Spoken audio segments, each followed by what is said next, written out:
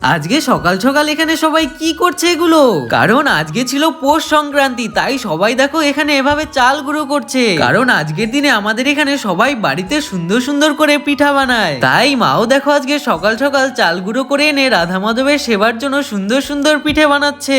আর তোমরা কারা কারা এরকম পিঠা খেতে ভালোবাসো কমেন্ট বক্সে জানিও কিন্তু। আর যদি বাড়িতে গোমাতা থাকে তাহলে তাকেও আজকে ভালো করে স্নান করিয়ে পিঠা দিতে হয়। তাই দেখো আমাদের সুন্দর গোমাতাকেও এখন স্নান করিয়ে নিচ্ছি। আর এত ঠান্ডায় গোমাতাকে স্নান করাচ্ছি জন্য গোমাতা যে আমার উপর কতটাই রেগে যাচ্ছে সেটা শুধু আমিই বুঝতে পারছি। আর বাছুর সোনাকে দেখো জল দেওয়ার সঙ্গে সঙ্গেই পালানো শুরু করে দিয়েছে। তারপর মা এখন দেখো রাধা মাধবের মধ্যাহ্নের ভোগ নিবেদন করছে। তোমরা সকলেই এখন একটু সুন্দর রাধা মাধবের ভোগ আরতির দর্শন করো। আর দেখো আজকে কত সুন্দর সুন্দর রাধা মাধবের সেবার জন্য পিঠা বানানো হয়েছে। তোমরা সকলে একটু দর্শন করো আজকের টেস্টি টেস্টি রাধা মাধবের মধ্যাহ্নের ভোগের। তো আজকের মতো এটুকুই ছিল আমার